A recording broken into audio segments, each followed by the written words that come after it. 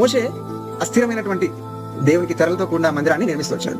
సొలొమోను మహారాజు ఆయన స్థిరమైనటువంటి మందిరాన్ని నిర్మిస్తూ వచ్చినాడు. యోవాషు దేవుని మందిరాన్ని ఆయన బాగు చేసినట్టుగా మనం చూస్తాం. తర్వాత నెహెమియా బాగు చేసినట్టుగా చూస్తాం. ఆ తర్వాత హగ్గయి బాగు చేసినట్టుగా చూస్తాం. అయితే ఇక్కడ మనం తెలుసుకోవాల్సినటువంటి సత్యం ఏంటంటే, ఆయన మందిరం ఏంటి? ప్రతి ఒక్కరు కూడా ఈ ప్రపంచంలో మానవాళి అందరూ కూడా ఆ మందిరంలోకి వెళ్ళి వాళ్ళ యొక్క అక్కరను దేవునికి చెప్పుకునేటువంటి ఒక మంచి స్థలం అది. ఆ స్థలాన్ని ఏం చేశారంటే దొంగల గుహగా మారుస్తూ వచ్చారు. అంత మాత్రమే కాదు, మనం చూసినట్లయితే ఇదే మందిరంలో దేవుని ఆత్మ కరుణాపీఠం మీద ఉండడం, ఆ కెరూబుల మధ్యలో ఉండడం మనం చూస్తాం.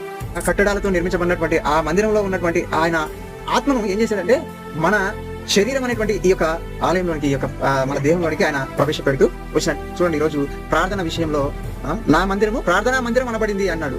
ఆ మందిరాన్ని ఏమో దొంగల గుహగా మార్చేస్తూ వచ్చినారు. ఈ రోజు మన దేహాన్ని ఆయన ఆలయంగా చేసుకుని ఆయన నివసిస్తున్నాడు. ఇప్పుడు ఈ ప్రార్థనా మందిరాన్ని మనం ఏం చేస్తున్నాం ఒకసారి ఆలోచించండి. ఈ ప్రార్థనా మందిరంలో మనకు ప్రార్థనలు జరుగుతున్నాయా, జరిగిస్తున్నామా?